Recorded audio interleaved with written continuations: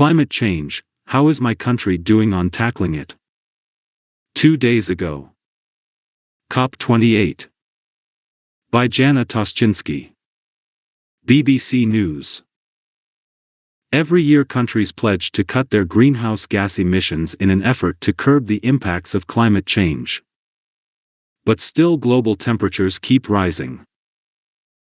Just last month, scientists announced that average global temperatures would probably pass the 1.5 C threshold for the first time in the next 5 years.